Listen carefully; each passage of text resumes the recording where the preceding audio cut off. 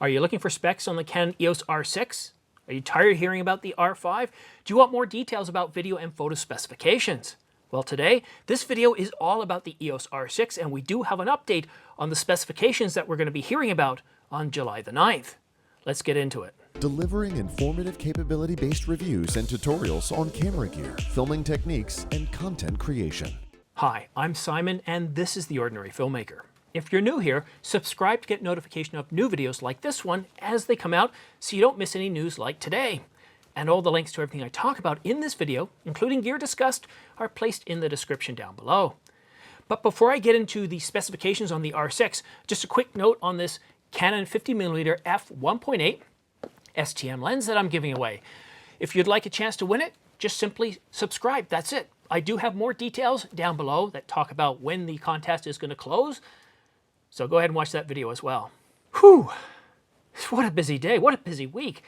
So this morning I talked about the EOS R5 and R6. The announcement date is going to be July the 9th, and the shipment date for the R6 is going to be in August, while the R5 is going to be in September. So now let's go ahead and talk about the R6. From here on out, I'm not going to talk about the R5. Thanks to Canon Rumors, we have a lot more details on the specifications for the EOS R6. So let's get into them right now.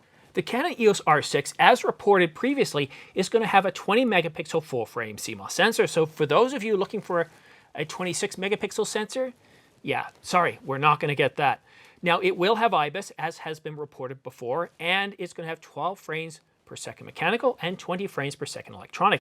Anything you see in bold is new information. So we do now know that this is going to do oversampled 5K video. So that's really awesome. It gives us a larger master file. We get 4K 60 and full HD at 120, nothing new there, but this camera, guys, is going to have Canon log, and that's really huge. The R5 was supposed to have 10-bit 422 internal, and we weren't sure whether the R6 was going to give us any of that. Well, this is going to have 10-bit, so that's really exciting too. And what's really awesome here, for the first time in any Canon hybrid camera, we do get zebras as well, so that's really, really awesome. It's going to have the exact same autofocus system at the R5, and that's really good news. So we're going to get animal eye detection, face detection, human eye detection, and we're going to get probably some of that AI that Canon put into the 1DX Mark III, so much improved AI over previous cameras, including the EOS R. The only slight negative here, and I don't think we're really surprised by this, there's going to be no raw video mode. And for a camera aimed at where the EOS R was aimed at, that's not really a surprise. So I don't think that's a huge letdown there. It is going to have head detection. Now, I don't really know how this differs from face detection. Actually, I can kind of hazard a guess. So face detection works if, well, you're facing the camera. Gregg does great demonstrations of new cameras, and he walks back and forth across the room. And you can see sometimes that when he turns around and we've got the back of his head or he's wearing glasses, the camera loses focus. So I think what this means is it's not just going to focus on the head, but if the person turns, it's still going to lock onto the subject, focusing on the head. So I think that's great news. So the EOS R5 and R6 will have that. It is going to have identical 5 million dot EVF as does the EOS R5, but it won't have that top-down screen. And as we mentioned before, it's not going to have the same build quality as the R5. It will have Bluetooth 4.0 versus Bluetooth 5.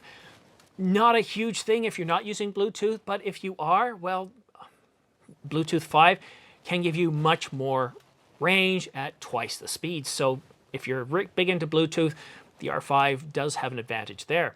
It's going to have the same battery as the EOS R5, and that's going to be the LPE6N battery, which is really good.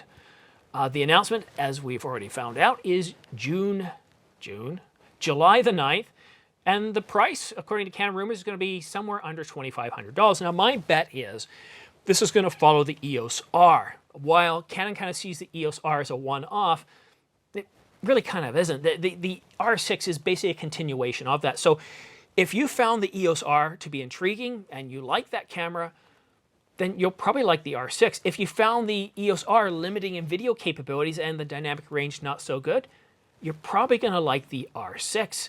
But as far as price goes, this camera is most likely going to come in between $2,100 and $2,300. Previously I said that it could range from $1,999 up to $2,399. I really don't see Canon putting this below $2,000. If they've got a really good camera, they're going to hit that higher price. They're going to try and get as much money as they can, and that's just what Canon does. So $22.99 or $23.99 is where I think this camera will come in at. I really do hope they do something like $21.99. So that's really good news. So we've got a lot more information about the R6. Now still, I would like to know if it's 10-bit 422. I'd like to know if it has H.265, and really I'd be stunned if it doesn't have H.265, because editing with H.264, yes, it's going to be easier on the computer, but you just get better dynamic range, you get better colors, it's just overall better with H.265. So if you're going to be editing in 4K, you're likely going to have to upgrade your computer. And it's not the speed of the computer that matters so much, it's just that does the graphics hardware in your computer support H.265 encoding? You don't need a massive 8-core machine, you just need your graphics software to be able to support H.265 encoding. That's really it. One last thing before I end this video. Usually before I go to bed around 10 o'clock at night, I like to tune in to Peter Gregg Live. The reason I like Peter's channel is it doesn't get into politics, it doesn't get into anything of a serious nature. So what you would consider small talk for the camera world. When we talk about cameras, we talk about cars.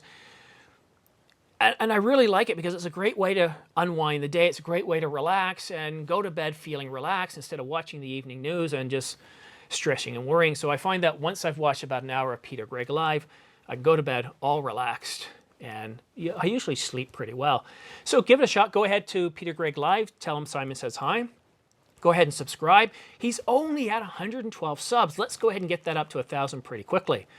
But guys, that's it for now. I can't guarantee there won't be another video out today. We haven't heard yet from Sony, and we were expecting, according to Sony rumors, that we would be getting an alpha before the end of June. And here we are, what? Today is the 18th, and we haven't received any virtual announcement from Sony yet. So hopefully we'll hear something. But the next 2 weeks are going to absolutely be insane, where there's going to be news and rumors dropping like crazy. Thanks for watching The Ordinary Filmmaker. We'll see you again soon, and don't forget to subscribe.